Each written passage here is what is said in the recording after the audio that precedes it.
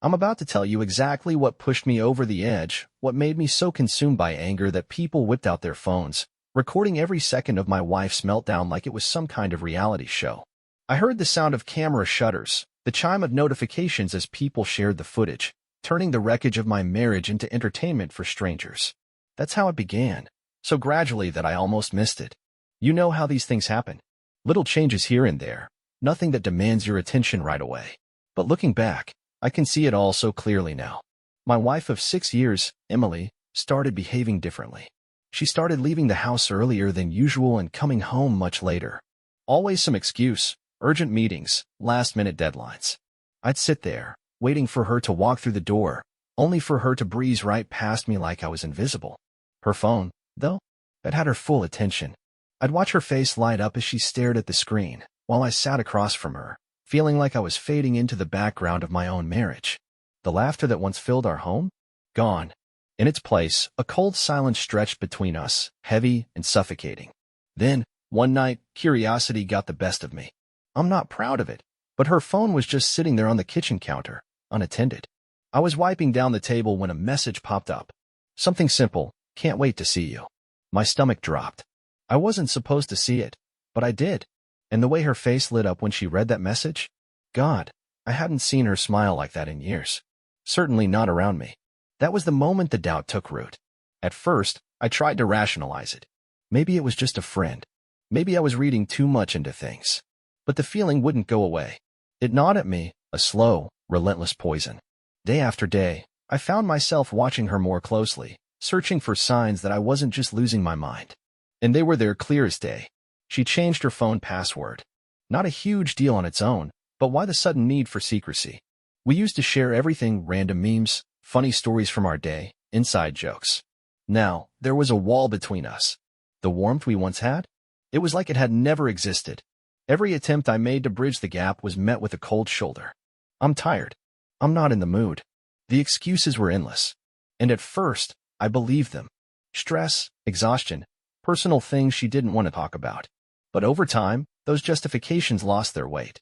The distance between us only grew, stretching wider and wider until I found myself lying awake at night, staring at the ceiling, wondering where it had all gone so wrong.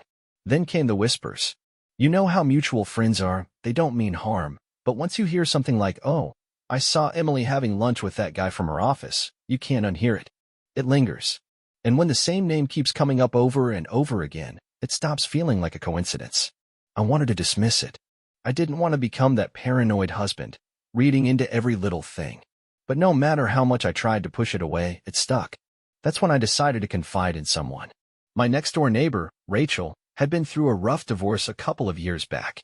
We'd always been friendly, and she struck me as someone who didn't sugarcoat things. If anyone could offer some insight, it was her.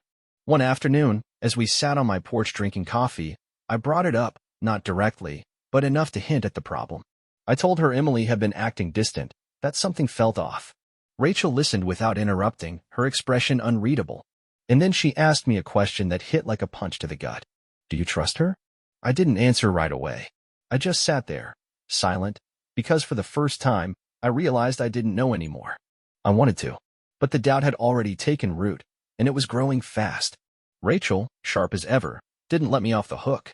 She didn't outright accuse Emily of anything, but she also didn't let me brush my feelings aside. People who have nothing to hide don't hide things, she said. That sentence stuck with me. From that moment on, I paid attention to everything.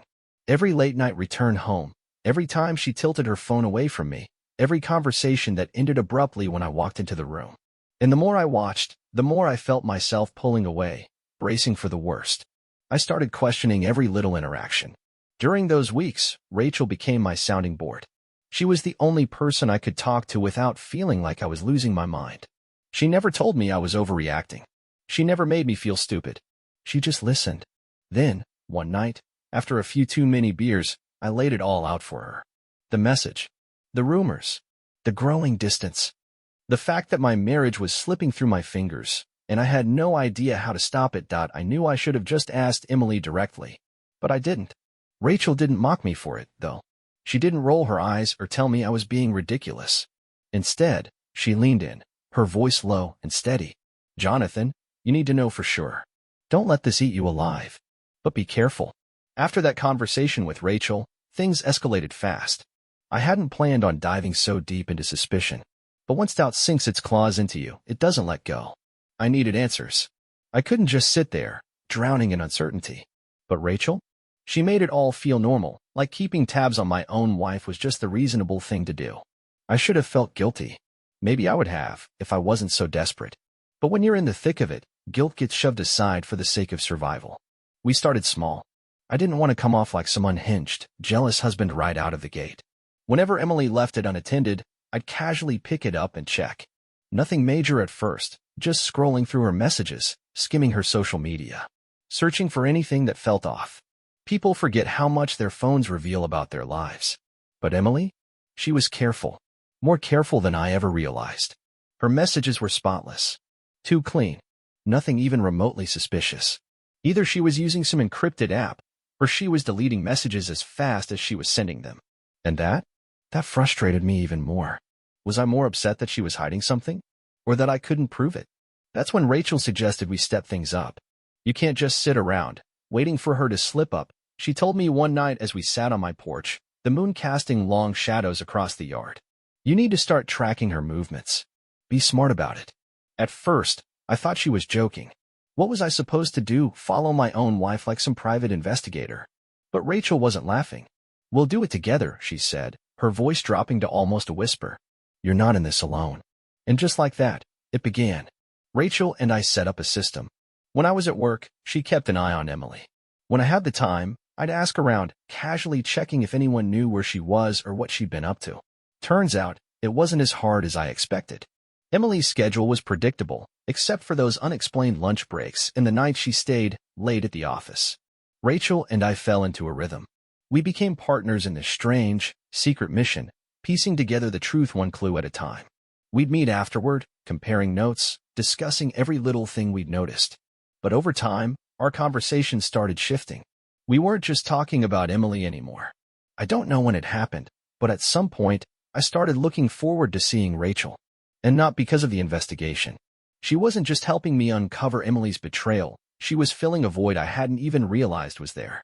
As Emily drifted further away, I found myself gravitating toward Rachel. We'd sit on her porch or mine, drinking beer, talking deep into the night. At first, it was all about Emily. But then, it wasn't. Rachel opened up about her past, her regrets, the things she wished she could change. And in return, I told her mine. She had this way of looking at me, like she actually saw me. Like she understood everything I was feeling without me even saying it. It had been years since I felt that way. Since someone really looked at me. And then, one night, with a few too many drinks in my system, I let the question slip. What if she really is cheating? What do I do then? Rachel didn't even hesitate. You don't just catch her, she said. You make it even. You deserve better, Jonathan. After everything she's put you through. Her words hit like a freight train. Revenge. Until that moment, I hadn't even considered it. My focus had been on proving Emily's betrayal, not getting back at her. But now, I couldn't get the thought out of my head. Why should I be the one suffering? Why should I sit here, drowning in suspicion and heartache, while she went off and lived her life without a second thought? I deserved more than that. And the more time I spent with Rachel, the more I realized just how empty my marriage had become. It wasn't just about personal relationships, though that had been missing for a long time, too. It was about intimacy, emotional connection, feeling like I mattered to someone. Emily had been too busy, too distracted, too distant. But Rachel? She was right there, present. I started getting lost in our conversations, in the way she laughed, in the way her touch lingered just a second too long. The secrecy, the tension, the possibility of what could happen next. It was intoxicating. What started as an effort to uncover the truth about Emily became something else entirely. Rachel and I weren't just tracking Emily's movements anymore. We were planning, watching her patterns, figuring out the when and where of her secret life. That guy from her office? The one I kept hearing about in passing? I recognized his name instantly every time someone mentioned him. But Emily never once brought him up to me. That alone told me everything I needed to know. Rachel became my anchor in the storm. At some point, it stopped being about Emily at all. It was about Rachel and me. Something real was growing between us. Then one night, after an evening spent tracking and talking, we ended up on her couch. She leaned in and kissed me. I didn't pull away. Hell, I didn't want to. In that moment, it wasn't about catching Emily in the act or proving her wrong. It was about me, about what I needed, about Rachel, right there, giving me everything that had been missing for so long. The lines between revenge and desire blurred. Rachel wasn't just my confidant anymore. She was my escape, and I wasn't sure I ever wanted to go back. Then came the day everything changed. It started off like any other. Me, sitting at the kitchen table, staring into my coffee, lost in thought. Then my phone rang. Rachel. Her voice was quiet, but serious. I've got something. My heart pounded, a tangled mess of nerves and dread. We'd been watching, waiting for weeks, but nothing solid had come up until now. She's meeting him tonight, Rachel said over the phone, her voice low but certain. I gripped my coffee cup tighter. Where? That fancy Italian place downtown. 8 o'clock. It's a reservation for 2. I had no idea how Rachel had found out, and honestly, I didn't care. All that mattered was that tonight, I would finally see it with my own eyes. No more second-guessing. No more wondering if I was just being paranoid. This was it. My moment of truth. And yet, as the reality sank in, a crushing wave of dread nearly knocked the air out of my lungs.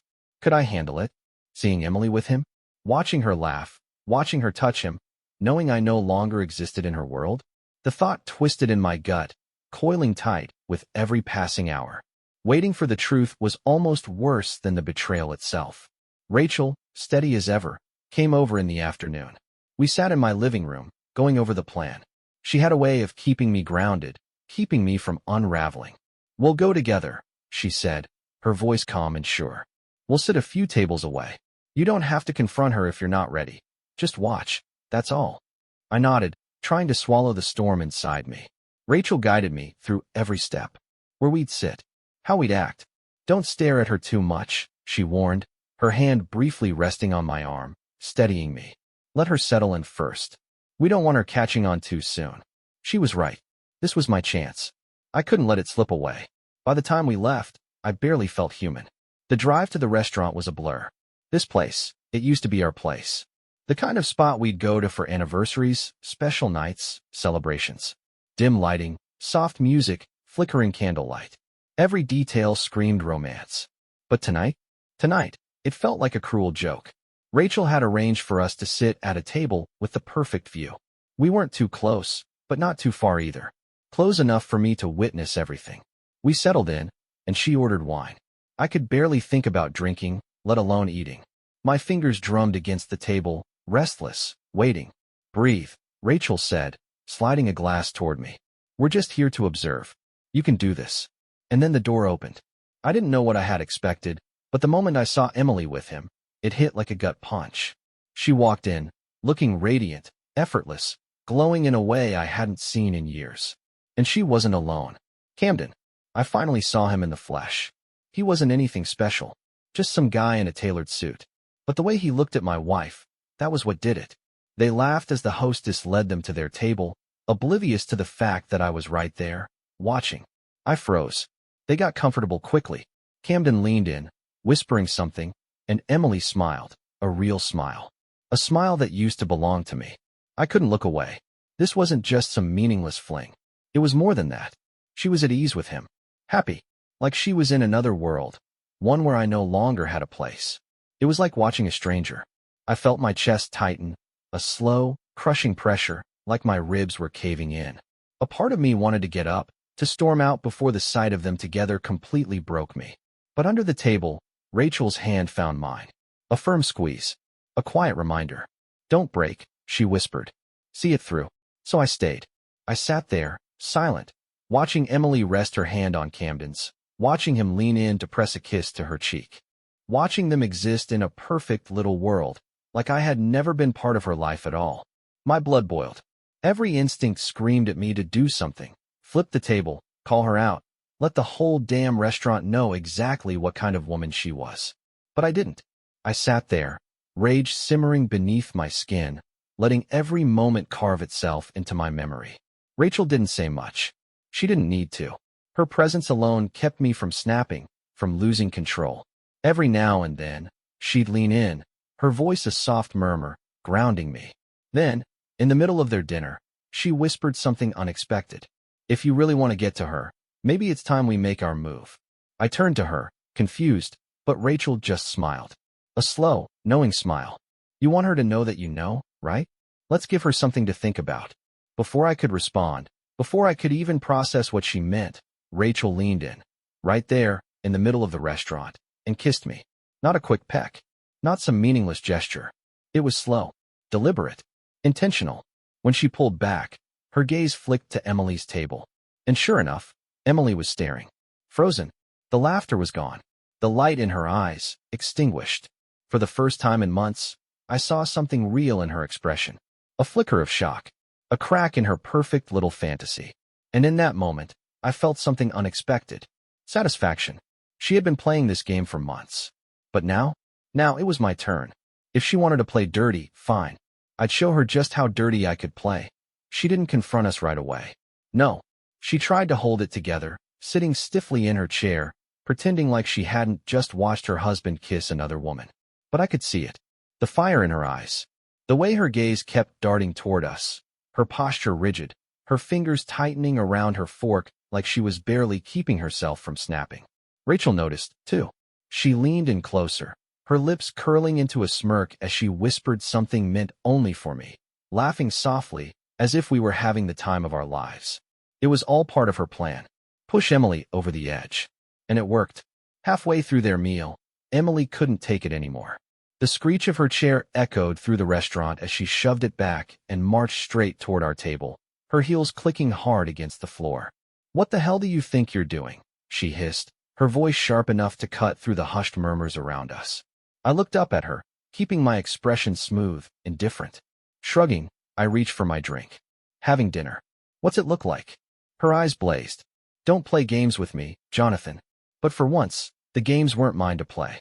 Under the table, Rachel's fingers tightened around mine, a silent reminder. You have the upper hand now. Emily's carefully controlled world was about to collapse, just like mine had. I watched as she stole a quick glance at Camden, who still sat at their table, his expression shifting between confusion and irritation. She looked lost, unsteady, like she was trying to decide whether to stay or run. But she wasn't ready to back down. Not yet. Her gaze snapped back to me, her breath coming quick and shallow. Then, Rachel leaned in and kissed me again. This time, slower, more deliberate. I didn't stop her, and I saw it, the exact second Emily's world shattered. Her hands balled into fists. Her entire body went rigid, and then, just like that, she lost it. "Are you kidding me, Jonathan?" she yelled, her voice rising above the soft buzz of the restaurant. Conversation stopped. Forks froze midair. Every set of eyes turned toward us. I didn't answer right away. I let her rage hang in the air, let her fume as I studied her. For the first time in months, I wasn't the one left guessing. I wasn't the one drowning in uncertainty. She was. Rachel, still calm as ever, swirled her wine, watching the scene unfold like it was a show meant for her entertainment. Emily took a step closer, her voice shaking with fury. "You sit here, kissing her, while I'm with Camden. Are you really that pathetic? You think this makes you any better than me?" I locked eyes with her, my voice even. Steady. "No, Emily. This isn't about being better. This is about you lying to me for months." She opened her mouth to argue, but nothing came out. The words just died there. Around us, people were whispering, leaning in, watching the slow-motion implosion of my marriage unfold right in front of them. "I'm not the one sneaking around," I continued, my voice low but firm. "You think I didn't know?" And that's when she snapped. "You don't get to play the victim here," she shrieked, slamming both hands down on the table so hard the glasses rattled. A couple at the next table flinched. "You're nothing but a coward," kissing her right in front of me like some petty child. "You think this is revenge? You think this makes you a man?" My pulse spiked, rage burning beneath my skin. But before I could say a word, Rachel stood up, calm, composed, completely unfazed. "I think he looks like a man who's finally done with your bullshit," she said smoothly, her voice dripping with contempt. Emily's head snapped toward Rachel. For a moment, I thought she might actually hit her. The tension between them was electric, both of them standing there, eyes locked, neither willing to back down. But in the end, Emily turned her fury back on me. "You think this is over?" she spat, her voice shaking. "You think you can just flaunt this trash, in front of me, and I'll just walk away?" And that's when a waiter approached, stepping in cautiously like he was approaching an unstable bomb. "Ma'am, I'm going to have to ask you to calm down," he said gently. But Emily wasn't having it. She shoved his arm away, her focus burning into me like a laser. "You're a joke, Jonathan," she sneered. "You and this pathetic little revenge act. Do you think I care? Do you really think this bothers me?" The entire restaurant was silent. I could hear the clicks of cameras, the beeps of people texting. This was the kind of drama that people lived for, the kind they couldn't help but capture and spread. Let them. This wasn't my mess. This was hers. "You're the one who destroyed us," I said, loud enough for everyone to hear. My tone was steady, unshaken. "Not me." Emily flinched, just slightly, but I saw it. The crack in her armor. She hadn't expected this to blow up so completely, so publicly. Her eyes darted around, taking in the sea of staring faces, the judgment, the whispers. And for the first time, I saw something beneath the rage. Embarrassment. Regret. Then, like a switch flipping, she turned and stormed out, shoving past the waiters, ignoring Camden, who still sat there, frozen, not knowing whether to follow or stay. She didn't look back. The door slammed shut behind her, and for a long, stretching moment, the restaurant was dead silent. Then, the murmurs started up again. People whispered. Some laughed under their breath. Others shook their heads in quiet amusement. The waitstaff scrambled to smooth things over, apologizing to the nearby tables. Rachel leaned back in her chair, a smug little smile on her lips as she raised her glass. "To new beginnings," she murmured, her voice rich with satisfaction. I sat there, still processing, my mind reeling from everything that had just gone down. Part of me was still in shock. But another part, darker, colder, felt something I hadn't expected. Relief. Satisfaction. Because now, there was no more doubt. Emily's public meltdown had confirmed everything. And best of all, everyone had seen it happen. There was no turning back now. But I knew this wasn't the end. It was just the beginning. The fallout was only getting started. The next morning, I woke up to my phone buzzing nonstop. At first, I figured it was the usual emails, notifications, maybe a few messages from friends. But when I picked it up, I realized it was something else entirely. My notifications were flooded. Texts, missed calls, social media mentions, messages from people I hadn't spoken to in years. And then I saw it. The video. Someone at the restaurant had recorded everything. Emily's meltdown, the shouting, the insults, the entire chaotic scene captured in grainy, shaky footage and thrown into the wild. And, just like that, it went viral. Within hours, it had racked up thousands of views, comments piling in, people sharing it like wildfire. The title? Brutal. Wife loses it after catching husband with another woman. Karma at its finest. I clicked on it, watching the moment play out from a stranger's perspective. There was Emily, her face filling the screen, her voice slightly distorted from the low-quality audio, but the rage was unmistakable. And in the background? Me. Calm. Detached. And Rachel, sipping her wine, as if the whole thing was just another Tuesday night. The comments were ruthless.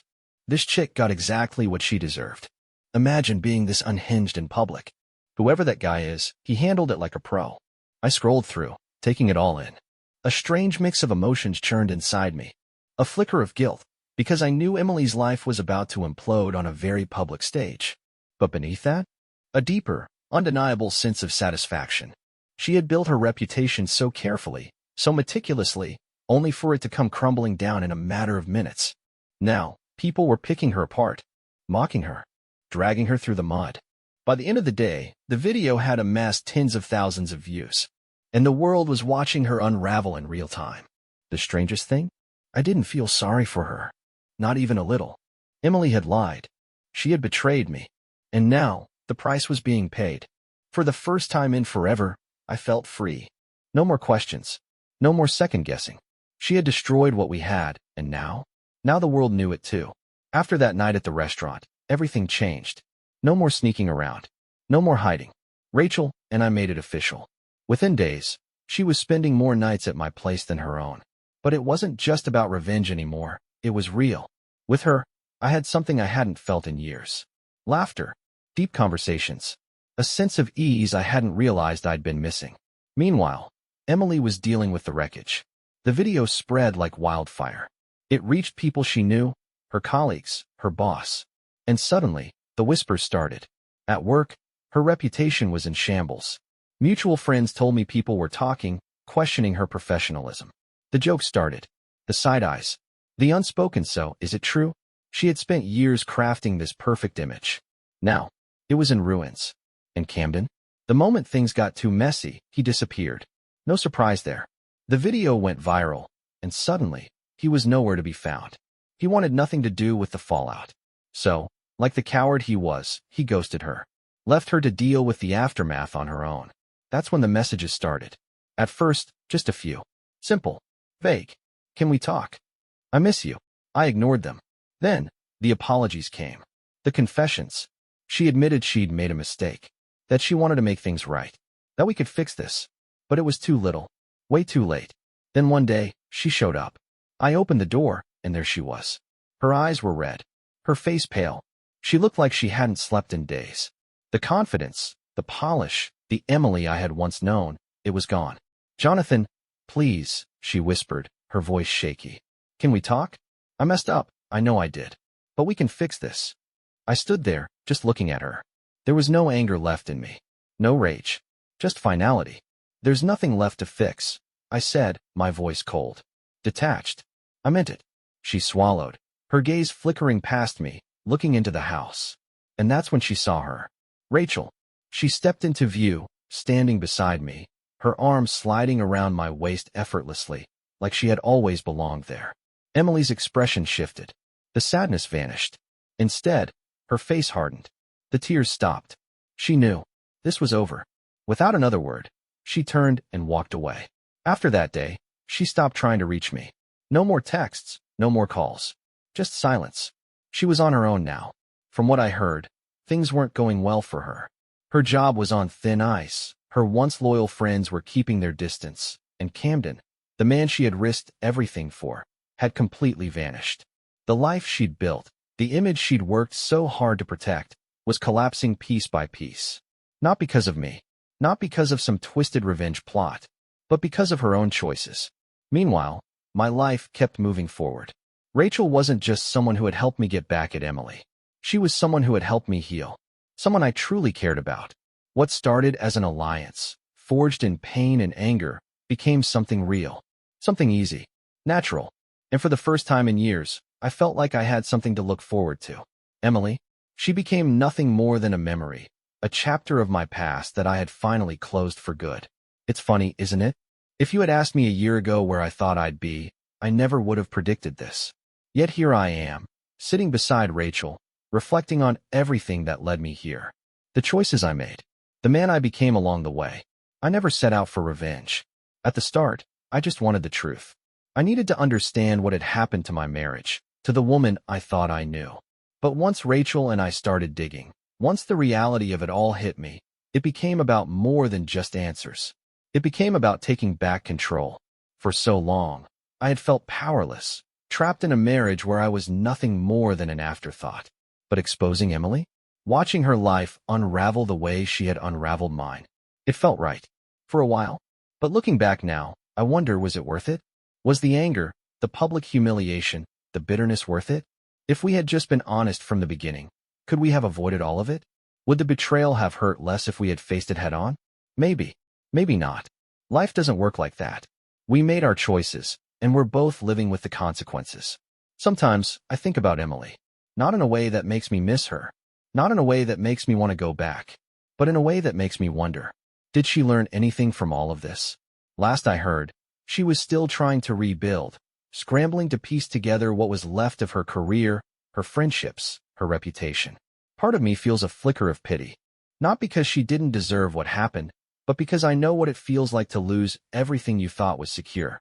At the time, when the video went viral, when the whispers at her office began, when Camden walked away like she was nothing, I felt satisfaction. But now, that satisfaction is gone. Because I've moved past it. I've let go of the anger, the resentment, the bitterness. None of it holds me the way it once did. With Rachel, I found something real. She wasn't just the woman who helped me catch Emily in a lie. She became the woman who gave me a reason to believe in something again. What started as a bond over betrayal turned into something deeper, something built on trust, on honesty. With her, there were no pretenses, no hidden agendas, no secrets. Just us, moving forward, building something worth holding on to. It's strange how life works. If Emily had never cheated, if none of this had happened, maybe I'd still be stuck in that lifeless marriage, unaware that I deserved more. But Rachel showed me that life doesn't have to be defined by pain. It can be about growth, about finding someone who sees you, really sees you, and makes you feel like you matter. And that's what I'll carry with me. Not the revenge, not the satisfaction of watching Emily's life fall apart, but the understanding that sometimes you have to walk through hell to find happiness. It wasn't pretty. It sure as hell wasn't easy. But I came out stronger on the other side. Maybe even a little wiser. If there's one thing I've learned, it's this: you can't control what other people do, but you can control how you respond. And I've chosen to let go, to move forward, to embrace the new chapter that's waiting for me, rather than clinging to the wreckage of the past. As for Emily, I don't know where life will take her. Maybe she'll rebuild. Maybe she won't. Either way, it's not my burden to carry anymore. The last time I saw her, standing on my porch with tears in her eyes, I realized something important. She wasn't the villain of my story.